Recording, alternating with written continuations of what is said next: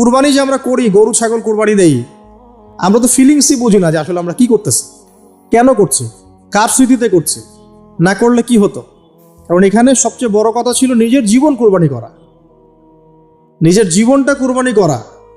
নিজের জীবন না আছে, আল্লাহ আমার কাছে একটা খাসি চেয়েছেন, একটা গরু চেয়েছেন, একটা বাহিমাতুল আনআম চেয়েছেন। এখানে তো আমার নিজের জীবনটাই দেওয়ার কথা ছিল। ওটা না নিয়ে আল্লাহ পাক বলেছেন যে বাহিমাতুল আনআম একটা দিলেই হবে, তোমার কাছে ওটার গোশতও চাই না, চামড়াও চাই না, কিছুই চাই না, তাকওয়াটুকু চাই। তাতেই এত কথা। এটা দামি বা কত? 10-15 হাজার, বা একটা গরুর 50,000, 60,000, 1 লাখ টাকা। 1 লাখ টাকাকে আপনি সন্তানের মূল্য দিয়ে হিসাব করতে পারবেন? তো এখানে মূল জিনিসটাই হচ্ছে আল্লাহ পাকের হুকুম। আল্লাহ পাকের হুকুমই সবচেয়ে বড় কথা। এখানে নেকিটা বড় কথা না, বড় কথাটা কি? আল্লাহর হুকুম। আল্লাহ পাকের হুকুমের পিছনে কি নেকি আছে এটা আমি সংখ্যা দিয়ে কাউন্ট করতে পারবো না। আল্লাহ পাক হুকুম দিয়েছেন মানে সেখানে ইনফিনিটিভ নেকি আছে। ওটা 1 লক্ষ, 2 লক্ষ, 5 লক্ষ দিয়ে হিসাব করা যাবে না। এখানে কেন কুরবানি করছি? আল্লাহর হুকুম। যুক্তি বিজ্ঞান দর্শন খোঁজার দরকার নেই তো আমার। তো এবার আল্লাহ রাব্বুল আলামিন কিভাবে বলছেন কোরআনে? আল্লাহ পাক বলছেন, ইব্রাহিম আলাইহিস সালাম বলেন, ইন্নী যাহিবুন ইলা রাব্বি সায়াহদিন, আমি চললাম আমার রবের পথে, তিনি আমাকে পথ দেখাবেন। এই আয়াতটা খুবই মনে শান্তিদায়ক আয়াত। জীবন অনেক কিছু হয়ে যাবে, কিন্তু এই আয়াতটা যদি তেলাওয়াত করতে পারেন ভিতরে ভিতরে, আল্লাহকে পাবেন।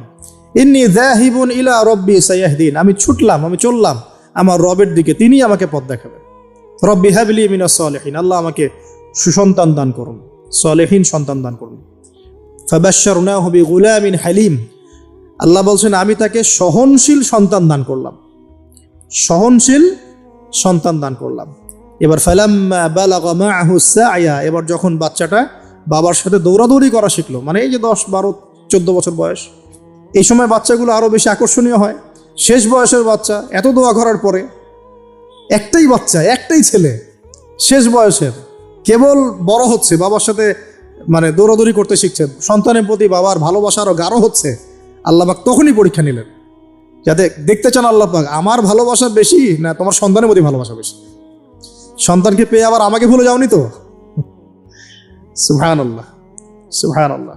এবার ফালাম্মা বালাগা মাআহু সা'য়া, যখন সন্তান ছোটাছুটি করা শুরু করলো, দৌড়াদৌড়ি করতে শিখলো, ক্বালা ইয়া বুনাই, ইব্রাহিম আলাইহিস সালাম বলছেন, হে আমার সন্তান, ইন্নী আরা ফিল মানামি আন্নী আযবাহুকা, আমি আমার স্বপ্নে দেখেছি আমি তোমাকে জবাই করছি।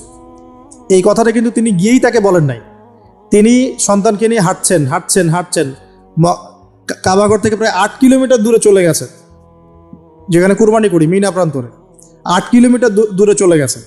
সেখানে গিয়ে তিনি বলছেন যে বাবা আমি স্বপ্ন দেখেছি আমি তোমাকে জবাই করছি। আগে কিন্তু বলেন নাই যে আমি স্বপ্ন দেখেছি তোমাকে জবাই করছি, চলো আমার সাথে। জেনে ইসমাইল আলাইহিস সালাম জেনে শুনে যাননি ওখানে যে আমাকে ওখানে গিয়ে জবাই করবে আব্বা, অ্যাটেম্প্ট নিবে। তিনি আগে জানতেন না, ইসমাইলও আগে জানতেন না।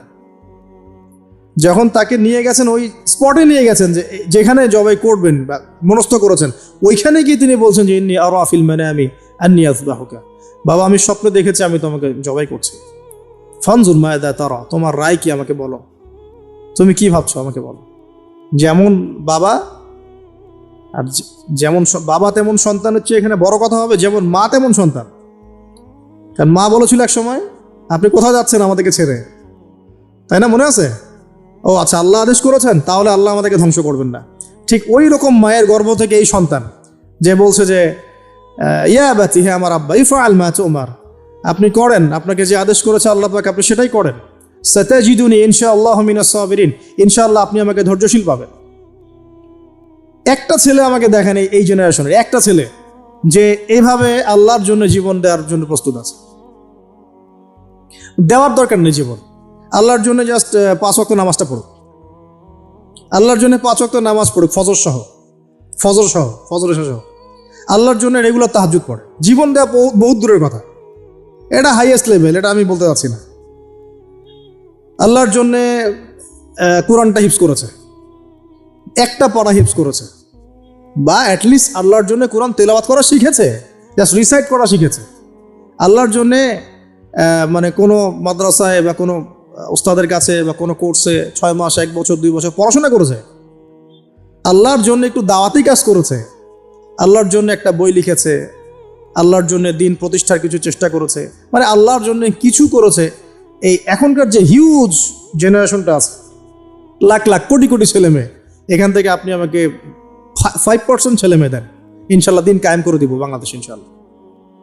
5% দেন, খালি খুঁজে বের করে প্রত্যেকটা ঘরে ঘরে একটা করে এরকম ছেলে আছে নাকি, যে বলতে পারে যে ইয়া আবাতি ফাআল মা তুমার সাতাজিদুনি ইনশাআল্লাহু মিনাস সাবিরিন। কি শিক্ষা মা দিয়েছেন ছেলে সন্তানকে, কি শিক্ষা মা দিয়েছেন সন্তানকে, কি শিক্ষা মা দিয়েছেন সন্তানকে। আর এরকম মাই বা কোথায় পাবেন এখন আপনি, এরকম মাই বা কোথায় পাবেন বাসায় বাসায়? সব স্টার জলসা জি বাংলা মা এখন, হ্যাঁ ঘরে ঘরে এগুলা মা সব এখন, স্টার জলসা মা, জি বাংলা মা, হলিউড বলিউড ঢালিউড সব ভর্তি। এদের তো কি, এদের জীবনটাই পাশবিক, এদের জীবনটাই পাশবিক। এমন মাদেরকে স্ত্রীদেরকে আমরা ঘরে নিয়ে আসতেছি, স্বামীর হায়াত কমে রেখে দিচ্ছে একেবারে, সারাদিন দুনিয়া দুনিয়া দুনিয়ার দুনিয়া। তো হাজারের মতো মা ছাড়া কি ইসমাইলের মতো জেনারেশন আসবে কিনা বলেন দেখি? হাজেরা আলাইহিস সালামের মতো মা ছাড়া ইসমাইলের মতো জেনারেশন সম্ভব? আর ইসমাইলের মতো জেনারেশন না পেলে বাংলার জমিনে বা সারা বিশ্বে দিন প্রতিষ্ঠা হবে? কোনোদিনও সম্ভব না। তো ইসমাইল আলাইহিস সালামের এই কথার পরে, এই কথা যখন বাস বাবা তো এখন বুঝে ফেললেন যে আমার ছেলে তো যেই সেই ছেলে না, সে আবার ইনশাআল্লাহ বলেছে, ইনশাআল্লাহু মিনাস ফালাম্মা আসলামা ওয়া তাল্লাহু লিল জাবিন। আল্লাহ পাক এত চমৎকার করে কোরআনের মধ্যে মানে আয়াতগুলোকে নিয়ে এসেছেন, বালাগাত এত উঁচু মানের। ফালাম্মা আসলামা, যখন তারা দুজনে আত্মসমর্পণ করলো। কিসের সামনে আত্মসমর্পণ করলো? আল্লাহর হুকুমের সামনে আত্মসমর্পণ। এটাই ইসলাম। ইসলাম মানে কি? এই যে এইটা ইসলাম, আল্লাহর হুকুমের সামনে মাথা নত করার নাম ইসলাম। আর আমরা তো প্রত্যেকটা কাজের পিছনে লজিক খুঁজি। নামাজ কেন পড়তে হবে, রোজা কেন রাখবো, যাকাত কেন দিব? তো তোমাকে কেন খুঁজতে কে বলেছে? আল্লাহ বলেছেন তাই করব, রাসূল বলেছেন তাই করব, আল্লাহ নিষেধ করেছেন তাই করব না, রাসূল নিষেধ করেছেন তাই করব না। এত যুক্তি দর্শনের কি দরকার? সব তো আমার মাথায় ধরবে না। এই যে ফালাম্মা আসলামা, এই যে ইসলাম শব্দটা এখানে আছে, ফালাম্মা আসলামা, যখন তারা দুজন ইসলাম কবুল করলো না, এখানে যখন তারা দুজন আত্মসমর্পণ করলো, আল্লাহর হুকুমের সামনে মাথা নত করলো, ওয়া তাল্লাহু লিল জাবিন, ডান দিকে উপর করে কাত করে শুইয়ে দিল সন্তানকে, জবাই করার সময় যেমন করে শোয়াই আমরা, ব্যাস এই পর্যন্ত ঘটনা। তারপরে আল্লাহ পাক বলছেন ওয়া নাদাইনাহু ইয়া ইব্রাহিম, তখন আমরা ইব্রাহিমকে আওয়াজ দিলাম, হে ইব্রাহিম, হে ইব্রাহিম, হে ইব্রাহিম, কদ সাদ্দাকতা রুইয়া, তুমি তোমার স্বপ্নকে সত্যায়ন করেছো, তুমি তোমার স্বপ্নকে সত্যায়ন করেছো। দেখেন, এটা স্বপ্ন, এটা কিন্তু জিবরাইল আলাইহিস সালাম এসে সরাসরি ওহীও করেন নাই, যে যেমন এসে সরাসরি বলা যে আপনার সন্তানকে কুরবানি করতে হবে। কিন্তু স্বপ্ন, এটা আরো বড় পরীক্ষা। কারণ স্বপ্ন, শয়তান ওই সময় 3 বার পাথর নিক্ষেপ করেছে না, শয়তান বোঝানোর চেষ্টা করেছে এটা তো স্বপ্ন, ভুলও হতে পারে, এটা তো স্বপ্ন, মিথ্যা স্বপ্নও দেখতে পারো। তখন তিনি 3 বার শয়তানকে পাথরও মেরেছেন, মনে আছে? ওইটা কিন্তু হাজিরা এখনো করছেন না? দেখেন আরো বড় পরীক্ষা। এখানে কিন্তু সরাসরি জিবরাইল আলাইহিস সালাম এসে বলেন না যে এটা করেন, বরং স্বপ্নের মধ্য দিয়ে মেসেজ দেওয়া হচ্ছে। এখন তো আমরা অনেকে স্বপ্নের স্বপ্নের অস্তিত্ব অস্বীকার করি। স্বপ্ন সত্য হতে পারে অনেকেরই, অমুসলিমেরও স্বপ্ন সত্য হতে পারে। ইউসুফ আলাইহিস সালামের ওই 2 বন্দী মুসলিম ছিলেন না যারা স্বপ্ন দেখেছিলেন যে আমার মাথা থেকে রুটি খেয়ে ফেলা হচ্ছে, আমি শরাব পান করাচ্ছি, তারা কিন্তু মুসলিম ছিলেন না। ওই রাজাও মুসলিম ছিল না যে রাজা স্বপ্ন দেখেছে দুর্ভিক্ষ হবে। তো স্বপ্নের সত্যতা আছে, তবে সেটা সত্য স্বপ্ন একরকম, মিথ্যা অলিক স্বপ্ন আরেক রকম। আর নবীগণের স্বপ্ন কি হয়? ওয়াহি হয়। নবীগণের স্বপ্ন এক প্রকার, ওয়াহি হয়। এবার যখন পাশ ফিরিয়ে দিলেন, আল্লাহ পাক ডাকলেন, ফানাদাইনাহু ইয়া ইব্রাহিম কদ সাদ্দাকতা রুইয়া, আপনি আপনার স্বপ্নকে সত্যায়ন করেছেন। কদ সাদ্দাকতা রুইয়া, এটা ছিল আল্লাহর পক্ষ থেকে একটা বড় পরীক্ষা। ওয়া ফাদাইনাহু বিযিবহিন আযীম, এখানে আসছে এটা, ওয়া ফাদাইনাহু বিযিবহিন আযীম।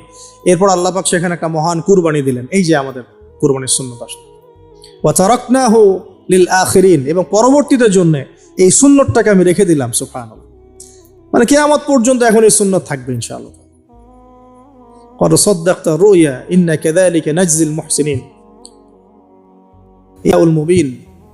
হ্যাঁ, ওয়াফাদাইনাহু বিযিবহিন আযীম ওয়া তারাকনাহু লিল আখিরিন সালামুন আলা ইব্রাহিম।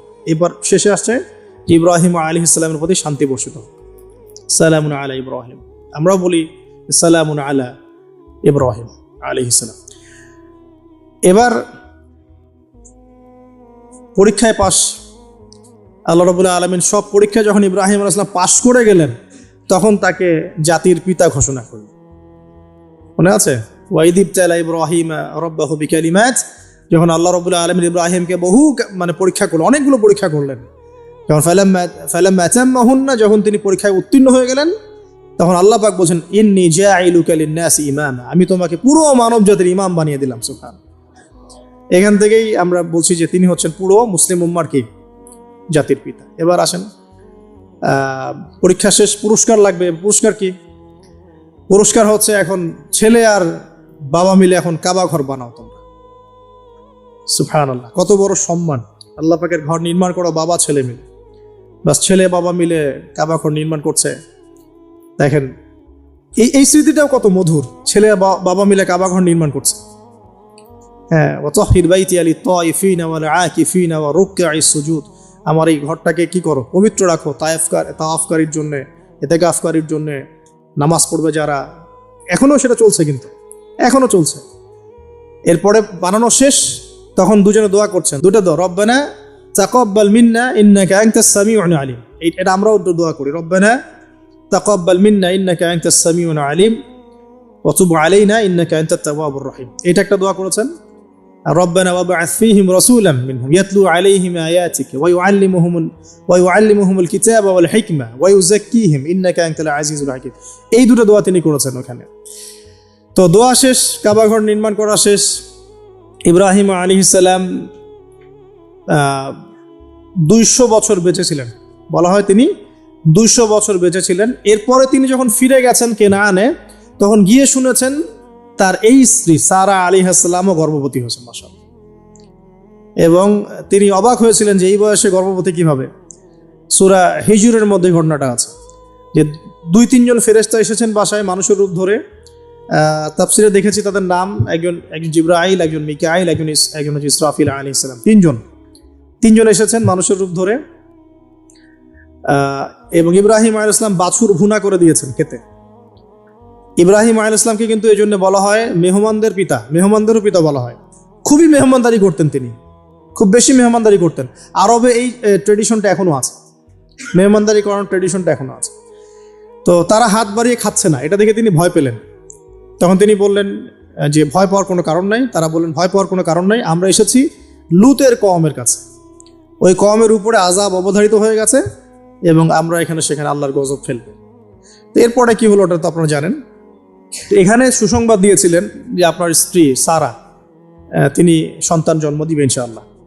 তো সারা আলাইহিস সালাম তিনি অবাক হয়েছেন যে এই বয়সে কিভাবে। তখন তারা বলেছেন আল্লাহর রহমত থেকে কি আপনি অবাক হচ্ছেন? তার গর্ভে এরপরে জন্ম নিল ইসহাক আলাইহিস সালাম। ইসহাক আলাইহিস সালামের পরে আসছে ইয়াকুব আলাইহিস সালাম। তারপরে ইয়াকুব আলাইহিস সালামের আরেকটা নাম হচ্ছে ইসরাইল, তার নামে পুরো কওমের নাম বনু ইসরাইল। তারপরে ইউসুফ, ইউনুস, এই যে এইভাবে ট্রেন চলতে থাকে। বলা হয় যে 1,24,000 নবী রসুলের মধ্যে, বলা হয় 1,24,000 নবী রসুলের মধ্যে বেশিরভাগ নবী এই বংশে এসেছেন। তাহলে দেখেন, যে নারীর সন্তান হচ্ছিল না দীর্ঘদিন ধরে, সেই নারী হয়ে গেলেন নবীগণের মা। সেই নারী হয়ে গেলেন কি আল্লাহ পাকের রহমত। তাহলে তাদের পরিবারে কত পরীক্ষা, কত ট্র্যাজেডি, কত রহমত, কত আল্লাহ পাকের মারেফত, অলৌকিকতা। তো এই সব কিছু মিলিয়ে হচ্ছে আমাদের এই যে আপনার জিলহজের 10 দিন, কুরবানি, আমাদের হজ, আমাদের ওমরা, আমাদের তাওয়াফ, আমাদের সাই, আমাদের কুরবানি, যে আমাদের পাথর নিক্ষেপ করা, এই পুরো বিষয়গুলো ইব্রাহিম আলাইহিস সালামের এই মহান জীবনের সাথে সম্পৃক্ত আছে। প্রায় 4000 বছর আগের কথা। হিসাবটা মেলানো হয়েছে এভাবে যে ঈসা আলাইহিস সালাম এবং মুহাম্মদ সাল্লাল্লাহু আলাইহি ওয়াসাল্লামের যে উম্মত, এর মধ্যে ডিস্টেন্স ছিল 570 বছরের মতো। আবার মুহাম্মদ সাল্লাল্লাহু আলাইহি ওয়াসাল্লামের উম্মতের 1444 বছর চলে গেছে, এটা কাউন্ট করা যায়। আর এর আগে ঈসা আলাইহিস সালাম থেকে ইব্রাহিম আলাইহিস সালামের ডিস্টেন্সটা হচ্ছে 2000 বছর। এই ক্যালকুলেশন করলে বোঝা যাচ্ছে যে প্রায় 4000 বছর আগের কথা, বা 4014 বছর আগের কথা। গল্প শুনতে আমাদের ভালো লাগে তো নাকি? গল্পের মাধ্যমে অনেক কিছু জানা যায় আর কি। আজকে গল্পটা কিন্তু একটু ইউনিক। আজকে থেকে প্রায় 4014 বছর আগের কথা।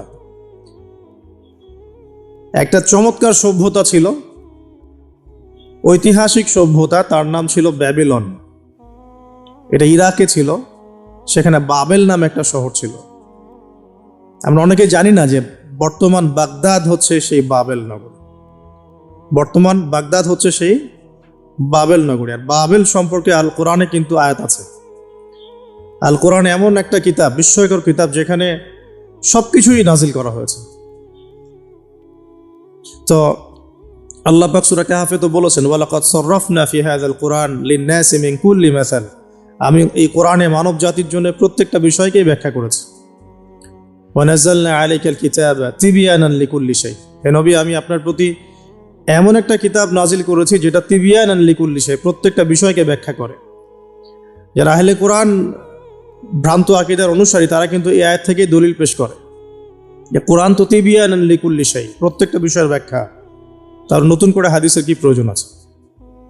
এটা আমাদের আলোচনার টপিক না, আমরা ওদিকে যাচ্ছি না। তো আল্লাহ পাক কোরআনে কিন্তু বাবেল নগরীর কথা বলেছেন। সূরাতুল বাকারার 101-2 আয়াতগুলোতে আছে। এই বাবেল নগরী তৎকালীন সময়ে জাদুবিদ্যার একটা আকড়া ছিল আর কি। এর আগে আমরা জানি সুলাইমান আলাইহিস সালামের সময় ওই হারুত আর মারুত দুজন ফেরেশতাকে দিয়ে মানুষকে পরীক্ষা করা হয়েছিল। এই ঘটনাটা সূরা বাকারার 101-2 আয়াতগুলোর মধ্যে আছে, দেখে নিয়েন। আমি রেফারেন্সগুলো বলে দিলাম। এখানে এই বাবেল নগরীর কথাটা আছে, ঠিক আছে? তো এই নগরীতে প্রায় 4014 বছর আগে একটা ফুটফুটে সুন্দর শিশু জন্ম নেয়। দেখতে খুবই সুন্দর, অমায়িক, দেখলেই মানে মন কেড়ে নেয়ার মতো সুন্দর। এমন কিছু বাচ্চা থাকে কিন্তু দেখলে আদর করতে ইচ্ছা করে, মন কেড়ে নেয়ার মতো, ইউনিক, সবার চেয়ে আলাদা। এবং জন্ম নিয়েছে সে এমন একটা পরিবারে, যেই পরিবার তৎকালীন সময়কার যে জালেম শাসক নমরুদ, তার প্রধান পুরোহিত, তার নাম আজার। তৎকালীন বাবেলের শাসনকর্তার নাম হচ্ছে নমরুদ এবং তার প্রধান পুরোহিতের নাম আজার। তার ঘরেই জন্ম নিয়েছেন এই তাওহীদের শেকর ইব্রাহিম আলাইহিস সালাম। আল্লাহ পাকের কি মানে,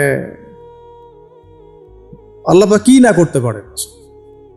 যেখানেই আবু জেহেল সেখানেই মুহাম্মদ সাল্লাল্লাহু আলাইহি ওয়াসাল্লামের জন্ম হয়। যেখানেই নমরুদ সেখানেই ইব্রাহিমের মতো মানুষ আসেন। যেখানেই ফেরাউন সেখানে আবার মূসা আসেন। মূসাকে আল্লাহ রাব্বুল আলামিন ফেরাউনের ঘরেই মানুষ করলেন। ইব্রাহিম আলাইহিস সালামকে আল্লাহ পাক আজারের ঘরেই মানুষ করলেন। আজকে আমরা দেখি এরকম সিটি অফ আখিরুজ্জামানে কিছু কিছু দিনী বোন চেহারা না দেখানোর জন্য আন্দোলন করছে। চিন্তা করতে পারেন, যেখানে যত বেশি জাহেলিয়াত সেখানে তত পাক্কা মুসল্লি জন্ম নেবে, মুমিন জন্ম নেবে ইনশাআল্লাহ। যেখানে যত বেশি জাহেলিয়াত সেখানে তত শক্তিশালী মুমিনদের জন্ম হবে ইনশাআল্লাহ।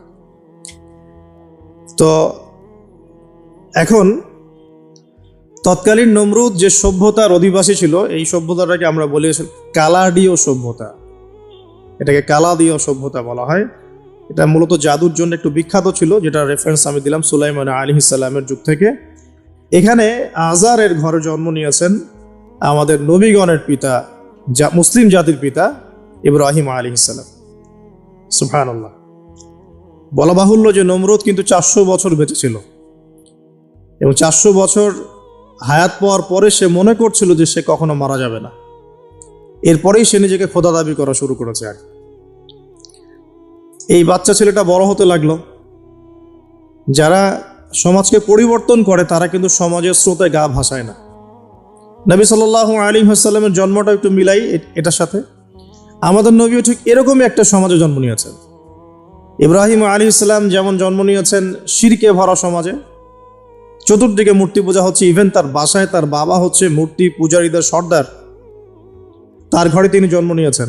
ঠিক তেমনি রাসূল সাল্লাল্লাহু আলাইহি ওয়াসাল্লাম যে মক্কায় জন্ম নিয়েছেন, সেই মক্কা ছিল শিরকের আকড়া। সেখানে লাত, উজ্জা, হবল, মানাতের পূজা হতো, সুদ ছিল, জিনা ছিল, ব্যভিচার ছিল, মাদক ছিল, গোত্রীয় হানাহানি ছিল, নারীর অবমাননা ছিল। এরকম আইয়ামে জাহিলিয়াতেও নবী সাল্লাল্লাহু আলাইহি ওয়াসাল্লাম জন্ম নিয়েছেন। নবী সাল্লাল্লাহু আলাইহি ওয়াসাল্লাম, ইব্রাহিম আলাইহিস সালাম, দুজনের চেহারাও একরকম ছিল, দুজনের চেহারার গঠনটাও একরকম ছিল, দেহের গঠনও একরকম ছিল। মেরাজের রাতে নবী সাল্লাল্লাহু আলাইহি ওয়াসাল্লাম দেখে এসেছিলেন যে ইনি কে, যাকে দেখতে হুবহু আমার মতো লাগছে। জিবরাইল আলাইহিস সালাম বলেছেন, ইনি আপনার পিতা ইব্রাহিম আলাইহিস সালাম। সুবহানাল্লাহ। ঠিক তেমনি আমরা খেয়াল করে দেখি যে জীবনের যে চড়াই উতরাই, পারিবারিক জীবন, সামাজিক জীবন, হিজরতের জীবন, দিন প্রতিষ্ঠা ইত্যাদি, প্রত্যেকটা ডিপার্টমেন্টেও ইব্রাহিম আলাইহিস সালাম আর মুহাম্মদ সাল্লাল্লাহু আলাইহি ওয়াসাল্লামের মধ্যে একটা চরম মিল আছে। এটা আমরা আস্তে আস্তে এই গল্পের ভিতরে গেলে বুঝতে পারবো। আর এই কারণেই হয়তোবা আল্লাহ ভালো জানেন, এই কারণেই হয়তোবা আমরা যখন তাশাহুদের পর দরুদ পড়ি, আমরা দরুদের মধ্যে অন্য নবীর নাম নিচ্ছি না, আমরা মুহাম্মদ সাল্লাল্লাহু আলাইহি ওয়াসাল্লামের সাথে ইব্রাহিম আলাইহিস সালামের নাম নিচ্ছি। হতে পারে এটা একটা কারণ, আল্লাহ ভালো জানেন। এখন এরকম পরিবেশে বড় হতে লাগলেন ইব্রাহিম আলাইহিস সালাম। আমি একটু আগে বলেছি, যারা সমাজকে পরিবর্তন করে তারা কখনো সমাজের জাহিলিয়াতের স্রোতে গা ভাসায় না। মুহাম্মদ সাল্লাল্লাহু আলাইহি ওয়াসাল্লাম সমাজ পরিবর্তন করেছেন আইয়ামে জাহিলিয়াতকে মাত্র 23 বছরের ব্যবধানে, কিন্তু তিনি কিন্তু জাহিলিয়াতের সাথে গা ভাসান নাই। তিনি কখনো সুদ খাননি, তিনি কখনো মূর্তি পূজা করেন নাই, তিনি কখনো কোনো অন্যায় গুনাহ করেন নাই, তিনি কখনো মাদক দ্রব্যের কাছেও যান নাই, কিন্তু সমাজটা ছিল এগুলোতে নিমজ্জিত। ঠিক ইব্রাহিম আলাইহিস সালামের ক্ষেত্রেও সেম, তিনি একজন প্রধান পুরোহিতের ঘরে জন্ম নিয়েও কখনো মূর্তির ধার কাছে যান নাই। বরং একটু যখন বড় হচ্ছেন, একটু বড় বলতে ম্যাচিউরড, আমাদের টিকটক প্রজন্মের মতো না, এরা 20-30 বছর হয়ে গেল ম্যাচিউরড হয় না, বুদ্ধি প্রতিবন্ধী, বিকলাঙ্গ। ইভেন ইদানিং আমাদের মেয়েরা ছেলে হচ্ছে আর কি, আমাদের নারীরা এখন পুরুষত্ব দেখাচ্ছে, আর আমরা পুরুষেরা ফেসবুকে একটা স্ট্যাটাস দিয়ে ক্ষান্ত হয়ে থাকি। এইটুকু আমাদের দায়িত্ব উম্মার প্রতি। আর এখানে আমরা দক্ষতা অর্জন করেছি অনেক, আমরা সবাই কিবোর্ড মুজাহিদ, আমরা এটা মনে করি। এটাই যুদ্ধ, এটাই জিহাদ। আর নারীরা মাঠে যুদ্ধ করছে এখন সম্ভ্রমের জন্য, অধিকারের জন্য ইত্যাদি। ফ্যামিলিস্ট রেভলিউশনের দিকে তাকালেও তাই দেখা যায়। ছেলেরা এখন বেকার হয়ে যাচ্ছে, কিন্তু মেয়েরা স্বাবলম্বী হচ্ছে। তারা দিনদার নয়, এই মেয়েগুলো দিনদার নয়, কিন্তু জীবনে প্রতিষ্ঠিত হওয়ার জন্য লড়ছে, চ্যালেঞ্জ গ্রহণ করেছে। এটা ছেলেদের উচিত ছিল। তা আজারের ঘরে জন্ম নিয়ে আসে ইব্রাহিম কিন্তু চ্যালেঞ্জ গ্রহণকারী একটা ছেলে। সে এখন তার পিতাকে বলছে, কি বলছেন আমরা একটু কোরআনের ভাষা শুনি। আল্লাহ রাব্বুল আলামিন বলেছেন, সূরা মারিয়ামের মধ্যে এসেছে ঘটনাটা 41 থেকে 45 নম্বর আয়াতের মধ্যে। আল্লাহ পাক বলছেন, ওয়াজকুর ফিল কিতাবি ইব্রাহিম বা'দা আউযু বিল্লাহি মিনাশ শাইতানির রাজীম। হে নবী মুহাম্মদ সাল্লাল্লাহু আলাইহি ওয়াসাল্লাম, আপনি এই কিতাবে ইব্রাহিমের ঘটনা বর্ণনা করুন। ইয ক্বালা লিআবিহি, যখন ইব্রাহিম তার বাবাকে বললেন, তার বাবা মানে আজারকে বললেন, ইয়া আবাতি, হে আমার বাবা, লিমা তা'বুদু, তুমি কেন ইবাদত করো এমন সত্তার, মা লা ইয়াসমাউ, যে শুনতে পারে না, ওয়ালা ইউবসিরু, দেখতেও পারে না, ওয়ালা ইউগনি আনকা শাইআ, তোমার কোনো উপকার করতে পারে না। একটা ছেলে যার বয়স হবে 15 থেকে 20, হয়তো বা হাইয়েস্ট, তার কাছে কি এমন জ্ঞান আসলো যে সে তার বাবাকে এখন চ্যালেঞ্জ করছে। তার জ্ঞানতাত্ত্বিক যুদ্ধ শুরু হলো, আদর্শিক যুদ্ধ শুরু হলো বাবার সাথে। হে আমার বাবা, আপনি কেন এমন সত্তার ইবাদত করছেন যে শুনতেও পারে না? অসারতা দেখিয়ে দেওয়া হচ্ছে চোখে আঙ্গুল দিয়ে, দেখতেও পারে না, আপনার তো কোনো উপকারও করতে পারে না, কোনো ক্ষতিও করতে পারে না। ওয়ালাম ইউগনি আনকা শাইআ, ইয়া আবাতি, হে আমার বাবা, ইয়া আবাতি ইন্নী আখাফু আন ইয়ামাসসাকা আযাবুম মিনার রাহমানি ফাতাকুনা লিশ-শাইতানি ওয়ালিয়্যা, হে আমার বাবা, আমি ভয় পাচ্ছি যে আপনার উপরে না আবার আল্লাহ পাকের গজব নেমে আসে এবং আপনি শয়তানের ওলি না হয়ে যান। ওলি মানে কি? বন্ধু, বন্ধু, শয়তানের বন্ধু না হয়ে যান। ইয়া আবাতি ইন্নী ক্বাদ জাআনি মিনাল ইলম মা লাম ইয়াতিকা ফাত্তাবি'নি আহদিকা সিরাতান সাওয়িয়া। কি চমৎকার কথা! ছোট্ট ছেলেটা বলছে, হে আমার বাবা, আমার কাছে একটা জ্ঞান আসছে, জ্ঞান আমার কাছে একটা জ্ঞান এসেছে যেটা তোমার কাছে আসে নাই। ফাত্তাবি'নি, তুমি আমার অনুসরণ করো। আহদিকা, আমি তোমাকে পথ দেখাবো। সিরাতান সাওয়িয়া, সহজ সরল পথ দেখাবো তোমাকে। সন্তান বাবাকে নসিহত করছে। দেখো, সন্তান বলছে, আমার কাছে এমন জ্ঞান এসেছে বাবা যেটা তোমার কাছে আসে নাই। তুমি আমাকে ফলো করো, আমার অনুসরণ করো, আমি তোমাকে পথ দেখাবো। Ego problem, ego. আজকেও যখন কম বয়সী কোনো মানুষ বেশি বয়সের কাউকে দাওয়াত দিতে যাবে, এরকম প্রবলেম ফেস করতে হবে। তার বাবা কি বললো, কেন ফেস করতে হবে, আল্লাহ পাক সেটা বলেছেন সূরা বাকারা। এই সূরাটা সূরা বাকারায় বলেছেন, ওয়াইযা কিলা লাহু ইত্তাকিল্লাহ। কিছু মানুষ আছে যাদেরকে যদি বলা হয় আল্লাহকে ভয় করুন, আখাযাতহুল ইজ্জাতু বিল ইসম, তাদের প্রেস্টিজে লাগে। এক কথায় কি, প্রেস্টিজে লাগে, প্রেস্টিজ নষ্ট হয়। আখাযাতহুল ইজ্জাতু বিল ইসম ফাহাসবুহু জাহান্নাম। আল্লাহ বলেন ওর জন্য জাহান্নামই যথেষ্ট। তো এখনকার সমাজে এই প্রবলেমটা আপনারা ফেস করবেন। যদি আপনার বয়স কম হয়, আপনার কাছে অনেক জ্ঞান থাকলেও মানুষ সমাজের নিতে যাবে না। আপনি ক্রিপ্টোকারেন্সি নিয়ে কথা বলছেন, এক শ্রেণীর ধর্মনেতাই আপনার পিছনে লেগে যাবে। আপনি ইসলামিক রেভলিউশন নিয়ে কথা বলবেন, ইসলাম এস্টাবলিশমেন্ট নিয়ে কথা বলবেন, ইউনিটি নিয়ে কথা বলবেন, উম্মার করণীয় নিয়ে কথা বলবেন। আপনি এই বয়সে, এত ছোট বয়সে আপনি উম্মার প্রবলেমসগুলো ফাইন্ড আউট করে সেগুলো সলিউশন নিয়ে কথা বলবেন, এত বড় সাহস আপনার? এটাই প্রবলেম। অথচ চমৎকার একটা বিষয়, আমাদের সমাজে এগুলো দেখা যায়, অন্য কোথাও দেখা যায় না। কোনো ড্রাইভারকে জিজ্ঞাসা করবেন, কোনো ড্রাইভারকে জিজ্ঞাসা করবেন, তার স্কিল সম্পর্কে জিজ্ঞাসা করবেন যে আপনার স্কিল কেমন। একটা অ্যান্সার দিবে সে, আমি 10 বছর থেকে চালাই, বা 15 বছর থেকে চালাই, আমি 27 বছর থেকে গাড়ি চালাই। মানে তার এই বয়সটাই হচ্ছে স্কিলের মানে দলিল, সার্টিফিকেট। এখন এরকম চলছে দিনী অঙ্গনেও, আমি 20 বছর থেকে ফতোয়া দিই, আমি 32 বছর থেকে ওয়াজ করি, আমি এই করি, আমি সেই করি। এই যে জাহির করা, আল্লামা তাকি উসমানী দামাত বরাকাতুহু এবং তার যারা ছাত্ররা আছেন সারা উপমহাদেশে, স্পেশালি বাংলাদেশে, তাদের অনেকের সাথে আমি দেখা করেছি। তারা একটা নসিহত সবাই কমনভাবে করেন, দেখি নসিহতটা করেন যে কখনো নিজেকে জাহির করবা না, কখনো নিজেকে জাহির করবা না, তাহলে আল্লাহ তোমার ইলম কেড়ে নিবে। আর আমরা এখন দিনী অঙ্গনে জাহির করার জন্য ব্যস্ত। আমি এত বছর থেকে এটা করি, আমি অত বছর থেকে করি, অথচ এটা কোনো দলিল নয়, এটা কোনো সার্টিফিকেট নয়।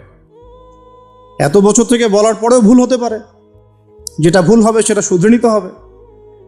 আর নবী সাল্লাল্লাহু আলাইহি ওয়াসাল্লাম যায়েদ বিন হারেসা রাদিয়াল্লাহু আনহুকে একটা কাফেলার সেনাপতির দায়িত্ব দিয়েছিলেন যখন তার বয়স মাত্র 17 বছর। কত বছর?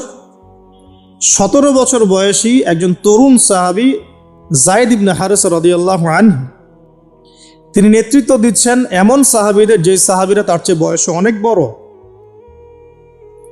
এমনকি এই অভিযান শেষ হওয়ার আগেই নবী সাল্লাল্লাহু আলাইহি ওয়াসাল্লাম ইন্তেকাল হয়। তার পরবর্তীতে আবু বকর সিদ্দিক রাদিয়াল্লাহু আনহু সেই অভিযান আবার চালানোর চেষ্টা করেন, আবার চালানোর জন্য মনস্থ করেন। তিনি আবার যায়েদ বিন হারেসা রাদিয়াল্লাহু আনহুকেই নেতৃত্ব দেন। এটা নিয়ে ওমর রাদিয়াল্লাহু আনহু তাকে কিছু কথা বলেন যে আপনি যায়েদ বিন হারেসাকে নেতৃত্ব দিচ্ছেন, বয়সে ছোট সাহাবী, তার পিছনে অনেক বড় বড় সাহাবী থাকবে, তারা তো তাকে নাও মানতে পারে, এটা কেমন হয়? বারবার তাকে ভেটো দিচ্ছেন। শেষমেশ আবু বকর সিদ্দিক রাদিয়াল্লাহু আনহু একটু রেগেই বললেন যে ইস্তা'মালাহু রাসূলুল্লাহ ওয়া আনতা তা'মুরুনি আন আনজি'হু। তাকে স্থলাভিষিক্ত করেছে স্বয়ং আল্লাহর রাসূল, আর তুমি এসে আমাকে বলছো আমি তাকে অপসারণ করব? সুবহানাল্লাহ। নবী সাল্লাল্লাহু আলাইহি ওয়াসাল্লাম যোগ্যতা দেখতেন মানুষের, কার যোগ্যতা কতটুকু আছে। তো ওই দিকে আমি ভিতরে ঢুকছি না। আমরা এখন সোশ্যাল অ্যাফেয়ার্সে যা দেখি যে আমরা যোগ্যতার চাইতে অন্যান্য বিষয়গুলোকে বেশি মূল্যায়ন করা শুরু করি। এতে করে তরুণরা উঠে আসতে পারে না, তরুণদের জার্নি অনেক টাফ হয়। এবং যারা স্পেশালি জেনারেল ব্যাকগ্রাউন্ড থেকে দিনের দিকে আসার চেষ্টা করেন, তারা পদে পদে হতাশ হয়, তাদেরকে বুকে নেওয়ার মানুষ খুব কম থাকে। কেন জানি তাকে মানুষ কাউন্টার মনে করে, এনিমি মনে করে, অন্তর্দাহ সৃষ্টি হয়, একটা জ্বালান হয়। হঠাৎ করে উড়ে এসে জুড়ে বসলো, উম্মার দায়িত্ব নিয়ে নিচ্ছে, কোত্থেকে আসলো এটা? এরকম একটা দৃষ্টিভঙ্গি আমরা দেখতে পারি আর কি। এটা কাম্য ছিল না এটা। বরং তরোয়ারই যত আপনি শান দিবেন তত ধারালো হবে। তো শান দিবে কারা? যারা তরোয়াল চালাতে পারে তারাই। যারা চালাতে পারে তারা যদি তরোয়ালকে ভোতা করে দেয় তাহলে তো এইটা দিয়ে আপনি জালেমের গর্দান কাটতে পারবেন না। তো যাই হোক, আমরা বেশি হাইথটের কথায় না যাই। আজার এখানে ছিলাম, দেখেন বাবাকে সন্তান উপদেশ দিচ্ছে। এবার বাবার উত্তরটা শোনেন। বাবা কেন গ্রহণ করলো না? বললাম প্রেস্টিজ ইস্যু। তুমি ছোট মানুষ হয়ে আমাকে এত বড় কথা বলো? হ্যাঁ, তখন বাবা বলছেন, আনতা আরাগিবুন আনতা আন আলিহাতিনা ইয়া ইব্রাহিম। হে ইব্রাহিম, তুমি কি আমাদের ইলাহগুলো, উপাস্যগুলো থেকে মুখ ফিরাচ্ছ? তুমি কি আমাদের উপাস্যগুলো থেকে মুখ ফিরিয়ে নিচ্ছ? আরাগিবুন আনতা আন আলিহাতিনা ইয়া ইব্রাহিম লাইন লাম তানতাহি, যদি বিরত না হও, ঠিক যেমন থ্রেট আমাদেরকে করা হয়, যদি বিরত না হও, লাইন লাম তানতাহি লাআরজুমান্নাকা লাইন লাম তানতাহি লাআরজুমান্নাকা রাহজান মালিয়া। তিনি বলছেন যদি বিরত না হও তাহলে তোমার মাথাটা পাথর দিয়ে মেরে ফাটিয়ে ফেলবো। আরজুমান্নাকা মানে রজম করবো। রজম মানে কি? যে কোমর পর্যন্ত গেথে পাথর মারা। বিবাহিত পুরুষ জেনা করলে যেটা শাস্তি হয়। লাইন লাম তানতাহি, যদি বিরত না হও, লাআরজুমান্নাকা রাহজান মালিয়া, দূর হও এখান থেকে বের হও হতভাগা। আমরা বলি না, দূর হও এখান থেকে, ঠিক ওই রকম। যদি ফিরে আসো ভালো কথা, না ফিরে আসলে রজম করে দিব, মাথা ফাটিয়ে ফেলবো পাথর দিয়ে মেরে। এখান থেকে দূর হও হতভাগা। কাকে বলছে এটা? ইব্রাহিম আলাইহিস সালামকে। এবার তিনি খুব নরম সরম মানুষ, শান্তিকামী মানুষ। তিনি বলছেন ক্বালা সালামুন আলাইক। এই সালামুন আলাইক কথাটা শিখে নেবেন, জীবনে অনেক ক্ষেত্রে কাজে লাগবে। সালামুন আলাইক মানে আপনার উপর শান্তি বর্ষিত হোক। যখনই আপনি কলিউশন অ্যাভয়েড করতে চাবেন, সালাম দিয়ে চলে আসতে হবে। সেটা পরিবারেও, সমাজেও, দিন প্রতিষ্ঠার ক্ষেত্রে। কেউ আপনাকে সমালোচনা করছে, গালিগালাজ করছে, গীবত তহমত করছে, আপনাকে নিয়ে এপিসোড বানাচ্ছে, মানে আপনি কি করবেন? প্রত্যেকটার কাউন্টার দিতে থাকবেন? তাহলে আপনার গোল নষ্ট হয়ে যাবে, আপনার গোল থেকে আপনি বিচ্যুত হয়ে যাবেন। এগুলো নিয়ে আপনাকে ব্যস্ত থাকতে হবে। তখন এইগুলো নিয়ে উম্মাহ ব্যস্ত আছে বলেই এখন পর্যন্ত গোল অ্যাচিভ হয় নাই। আমরা এগুলো নিয়ে ব্যস্ত আছি বলেই এখনো গোল অ্যাচিভ হয় নাই। তো এই কারণে ইব্রাহিম আলাইহিস সালামের সুন্নাহ হচ্ছে সালামুন আলাইক, তোমাদের উপর শান্তি বর্ষিত হোক। হ্যাঁ, তবে যে জায়গাটাতে দালিলিকভাবে জ্ঞানতাত্ত্বিক যুদ্ধ করতে হবে সেটা করতে হবে, সেটা অন্য ইস্যুস। তো ইব্রাহিম আলাইহিস সালামকে পরিবার ছাড়তে হলো। পরিবার মানে তার মাকে ছাড়তে হলো, তার বাবাকে ছাড়তে হলো। তার কোনো অপরাধ আছে?